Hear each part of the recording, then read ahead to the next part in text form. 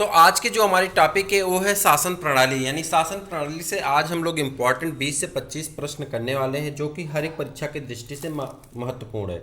मेरा नाम प्रदीप शुक्ला है। स्वागत है आपका आपके नए चैनल स्टडी विद प्रदीप पे। जैसा कि आप सभी लोग जानते हैं कि हम लोग GS 2020 की क्लास कर रहे हैं और प्रत्येक दिन ये क्लास आपकी होती है तो जिसमें आपको 20 से 25 प्रश्न कराए जाते हैं जो कि परीक्षा की दृष्टि से महत्वपूर्ण है। तो स्टार्ट करते हैं आज का सेशन। आज का सेशन थोड़ा सा लंबा हो सकता है क्योंकि आज का हर एक प्रश्न डिस्क्रिप्टिव टाइप का है। तो चलिए देखते हैं एक एक करके। सबसे पहले आपके सामने यहाँ पे 1 सेकंड का वक्त दीजिएगा, तो 1 सेकंड बस हो। तो यहाँ पे आप देख रहे हैं भारतीय संविधान में किस प्रकार के शासन प्रणाली की व्यवस्था की गई। यानी हमारा जो संविधान है इसमें हम कौन सी शासन प्रणाली के बारे में चयन किए हैं, उस शासन प्रणाली के बारे में बताना है।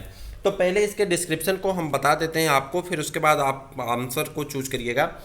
इसका डिस्क्रिप्शन ये होगा कि शासन प्रणाली की समानता 2 पद्धतियां होती हैं। 2 प्रकार की शासन प्रणाली पूरे विश्व में पाई जाती हैं।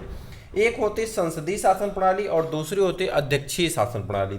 गौर से सुनिएगा क्योंकि इसी से रिलेटेड कई प्रश्न आपको करने होंगे भी। संसदीय शासन प्रणाली और दूसरी कौन होती है, अध्यक्षीय शासन प्रणाली। भारत में ग्रेट ब्रिटेन के अनुसरण करते हुए संसदीय शासन व्यवस्था को अपनाया है। यानी ब्रिटेन में भी कौन सी शासन व्यवस्था है, संसदीय शासन व्यवस्था है, जिसे संशोधनात्मक कहते हैं। तो ब्रिटेन से लिया गया है। कहाँ से लिया गया है, ब्रिटेन से लिया गया है। कौन सी शासन प्रणाली, संसदीय शासन प्रणाली है। तो ब्रिटेन में भी कौन सी शासन प्रणाली होगी, संसदीय शासन प्रणाली होगी। याद रखिएगा प्रश्न पूछा जाता है कहाँ से लिया गया संसदीय शासन प्रणाली, तो आप कहेंगे ब्रिटेन से लिया गया है।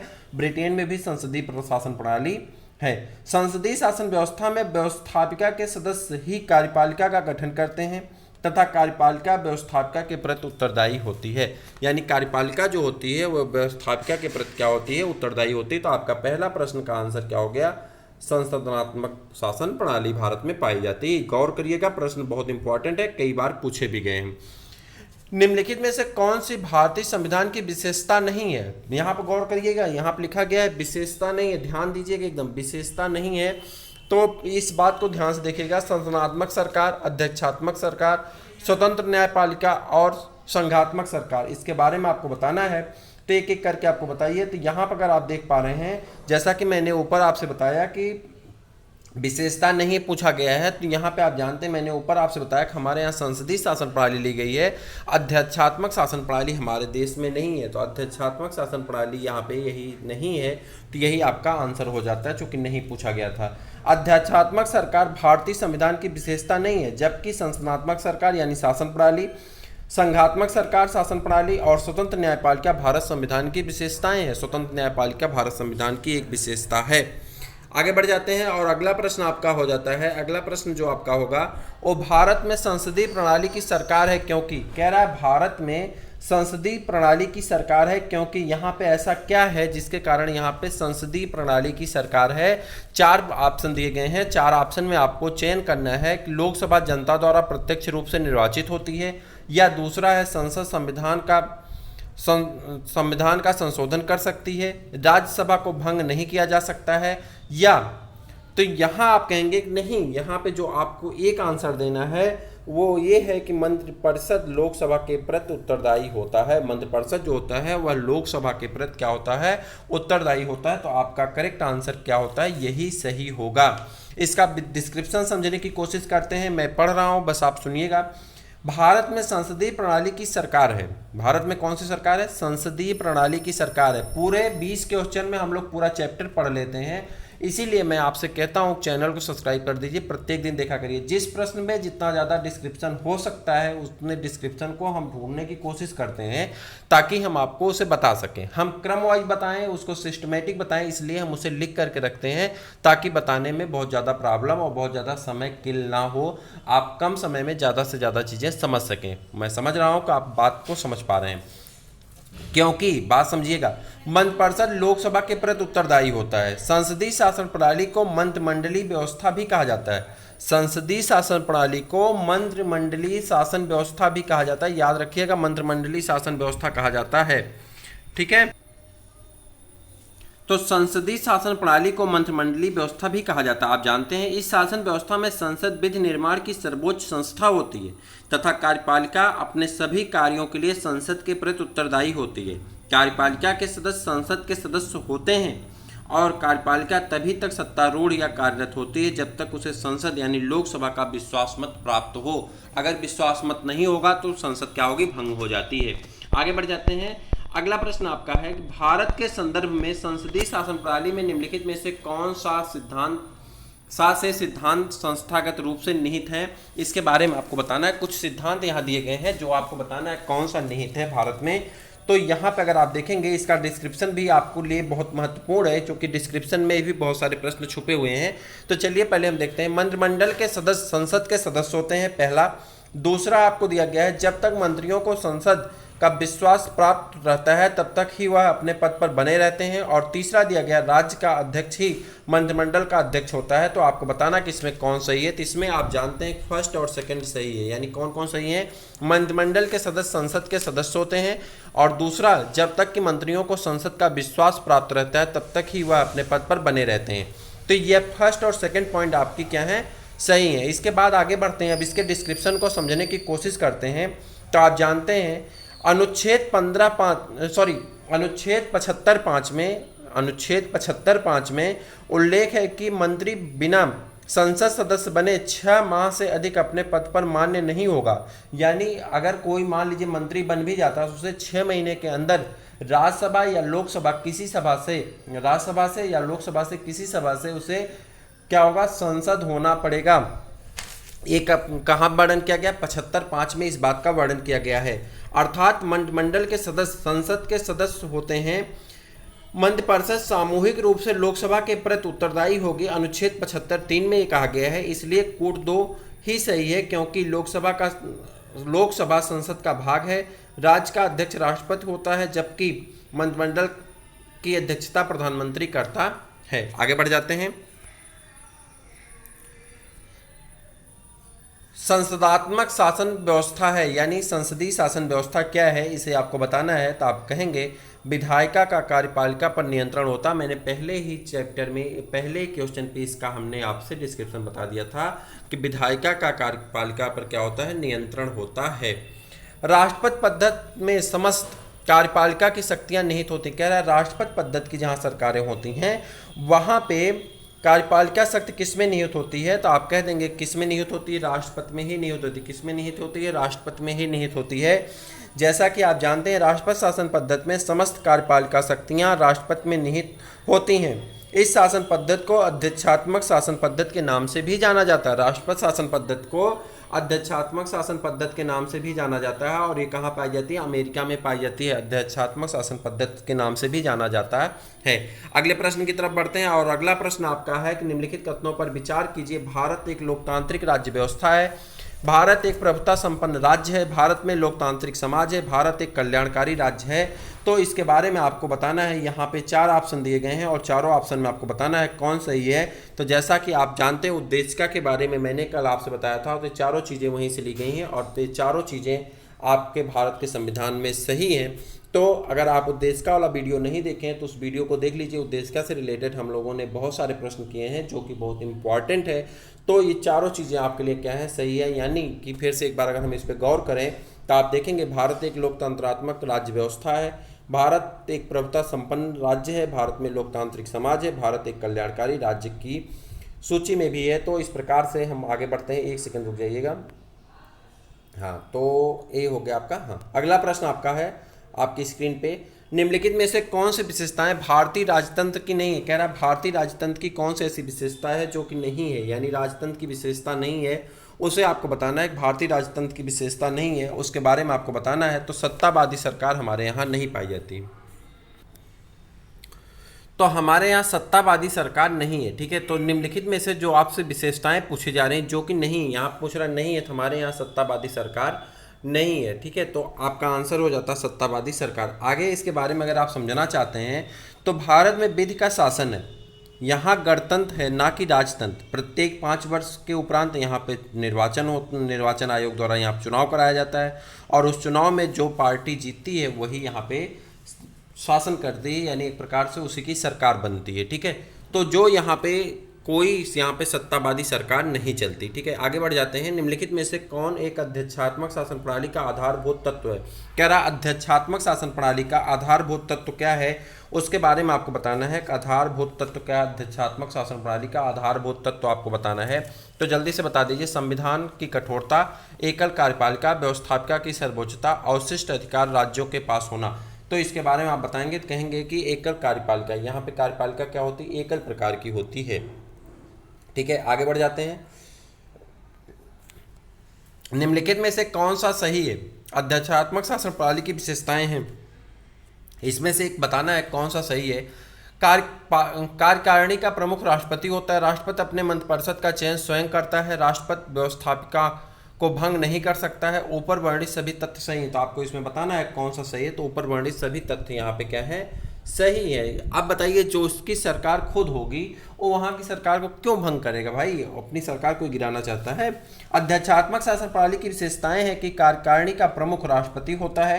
राष्ट्रपति अपने मंत्रिपरिषद का चयन स्वयं अपने विवेक से करता है तथा राष्ट्रपति व्यवस्थापिका यानी संसद को भंग नहीं कर सकता।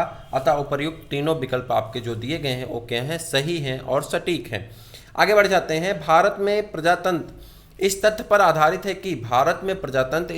आधारित है कि संविधान लिखित है। यहाँ मौलिक अधिकार प्रदान किए गए हैं। जनता को सरकार को चुनने तथा बदलने का अधिकार प्राप्त है। यहाँ राज्य के नीति निर्देशक तत्व हैं, तो आपको बताना है कि यहाँ पे जनता को सरकारों को चुनने की शक्ति दी गई है। जैसे चाहे वो सत्ता पे बैठा सकती है और जिसे चाहे वो सत्ता से गिरा सकती है। यानी किसी को जीरो से हीरो तो किसी को हीरो से जीरो बनाने के अधिकार जनता के पास है। यानी जो जनता का शोषण करेगा, जनता अगर एक बार ध्यान दे देगी तो कई साल के लिए बाहर जाएगा। ठीक है, निम्नलिखित में से किनसे भी निर्धारित होता है कि भारत का संविधान परसंघीय है? तो आपको बताना है किससे यह निर्धारित होता है कि भारत का संविधान जो है वो परसंघीय है। इसके बारे में आपको बताना है। तो जैसा कि इसका डिस्क्रिप्शन हम पहले आपको बता दें, कोई राज्य संघात्मक है अथवा एकात्मक, यह संविधान द्वारा संघ और राज्य के मध्य शक्तियों के विभाजन के आधार पर जाना जाता है। यदि संघ और राज्य के मध्य शक्तियों का विभाजन है तो उस राज्य को संघीय राज्य कहा जाता है। ध्यान से सुनिएगा, कह रहा है कि राज्य संघात्मक है कि एकात्मक, यह संविधान संघ और राज्य की शक्तियों के ऊपर निर्भर करता है। ठीक है, संघ और राज्य के मध्य शक्तियों का विभाजन है तो उस राज्य को संघीय राज्य कहा जाता है। भारत का संविधान परसंघीय है क्योंकि केंद्र और राज्यों के बीच शक्तियों का वितरण किया गया है। तो भारत का राज्य कैसा है? परसंघीय है। तो यहाँ पे आपका आंसर क्या हो जाता है? केंद्र और राज्यों के बीच शक्तियों का वितरण किया जाता है। परसंघीय का मतलब क्या होता है?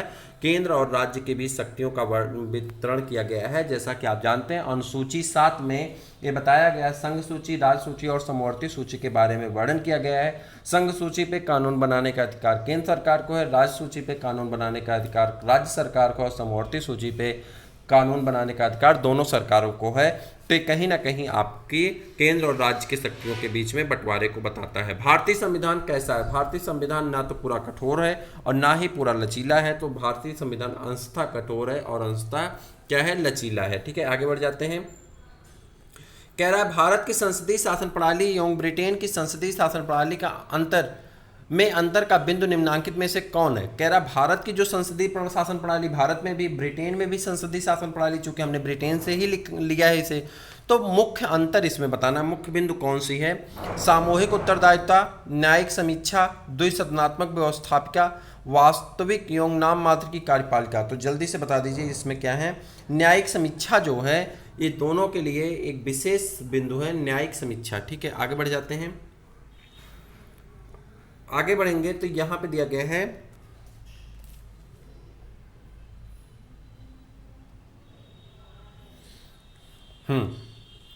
निम्न कथनों पर विचार कीजिए और अंत में दिए गए कूट से सही उत्तर का चयन करना है। ठीक है, जो कथन दिए गए हैं उसमें कूट के माध्यम से सही उत्तर का आपको चयन करके उसको बताना है कौन सा सही है। तो भारत के संविधान में एक संघीय प्रणाली का प्रावधान है। उसके बाद नीचे दे रहा है आर, जो कारण है, उसने एक बहुत शक्तिशाली केंद्र की रचना की है। तो अब आपको बताना है कौन सही है कौन गलत है। तो आप कहेंगे ए और आर दोनों सही हैं, परंतु तथा आर ए का सही स्पष्टीकरण नहीं है। आर ए का सही स्पष्टीकरण नहीं, दोनों सही हैं। भारतीय संविधान एक संघीय प्रणाली का प्रावधान करता है क्योंकि केंद्र और राज्य के मध्य शक्तियों का स्पष्ट विभाजन किया गया है। यद्यपि यह पूर्ण संघ नहीं है क्योंकि इसके कई प्रावधान एक शक्तिशाली केंद्र की रचना करते हैं, अतः ए और बी दोनों सही तो हैं, किंतु कारण कथन की सही व्याख्या नहीं करता है। आगे बढ़ जाते हैं और अगला प्रश्न है, निम्नलिखित में से कौन एक भारत के संविधान का संघीय लक्षण नहीं है? कौन भारत के संविधान का संघीय लक्षण नहीं है? आप डेली बेस पे कमेंट करके बता दिया करिए कि आप कितने प्रश्न आपको आ रहे थे और कितने प्रश्न आपने सही से आंसर किया, तो उसके बारे में आप बता दीजिएगा। जो चीज़ें आपको लगती हैं कि इसे नहीं मुझे नोट डाउन कर लेना चाहिए, उस चीज़ों को आप नोट कर लीजिए, जिससे क्या होगा कि आपको समझने में, बाद में रिवीजन करने में भी आपको मदद देगा। यह वीडियो आपको कहीं ना कहीं हर एक परीक्षा के लिए महत्वपूर्ण है। छोटा एग्जाम हो या बड़ा एग्जाम हो, संविधान से प्रश्न हर एक जगह पूछे जाते हैं। छोटे छोटे प्रश्न भी होते हैं, बड़े बड़े प्रश्न भी होते हैं हर एक प्रकार के एग्जाम में, तो सबके लिए बेनिफिशियल है। चैनल को सब्सक्राइब कर लीजिए, अपने दोस्तों को शेयर जरूर कर दीजिए। तो जल्दी से बता दीजिए, निम्नलिखित में से कौन एक भारत के संविधान का संघीय लक्षण नहीं है? भारत के संविधान का लक्षण नहीं है, ये पूछ रहा है, नहीं है। यहाँ पे नहीं शब्द दिया गया, इसको याद रखिएगा। चलिए बता दीजिए, केंद्र और राज्यों की भी शक्तियों का बंटवारा, पूर्ण रूप से लिखित संविधान, गहरी नागरिकता और स्वतंत्र न्यायपालिका। तो जल्दी से बता दीजिए, हमारे यहाँ संघीय लक्षण नहीं है, तो यहाँ पे गहरी नागरिकता। ठीक है, अब इसके बारे में देखते हैं। एकहरी नागरिकता भारत के संविधान का संघीय लक्षण नहीं है। भारतीय संविधान में एकात्मक और संघात्मक दोनों ही विशेषताएं मौजूद हैं। भारतीय संविधान में संघात्मक लक्षणों में जैसे कि लिखित संविधान, कठोर संविधान, केंद्र और राज्य के शक्तियों का वितरण, न्यायपालिका की सर्वोच्चता एवं स्वतंत्रता, द्विसदनीय विधानमंडल आदि हैं। जबकि एकात्मक लक्षण में अंतर्गत एकल नागरिकता, राज्यपालों की राष्ट्रपति द्वारा नियुक्ति, आपातकाल की घोषणा, समझौतों को लागू करने में संसद की शक्ति आदि का उल्लेख किया गया है। यानी आप यहाँ पे गहरी नागरिकता आपका सही आंसर होता है। भारत का राष्ट्रपति परोक्षतः निर्वाचित होता है। भारत के संसदीय प्रणाली को गणतंत्रवाद के साथ जोड़ा गया है। कथन निष्कर्ष आपको सोच के बताना है, जल्दी से बताइए। तो कथन और निष्कर्ष दोनों सही हैं और तथा एक दूसरे के स्पष्टीकरण करते हैं, मान्य स्पष्टीकरण भी है। ठीक है, आगे बढ़ जाते हैं। नीचे दो वक्तव्य दिए गए हैं। राजनीतिक दल लोकतंत्र के जीवन रक्त हैं। लोग खराब शासन के लिए सामान्यतः राजनीतिक दलों को कोसते हैं।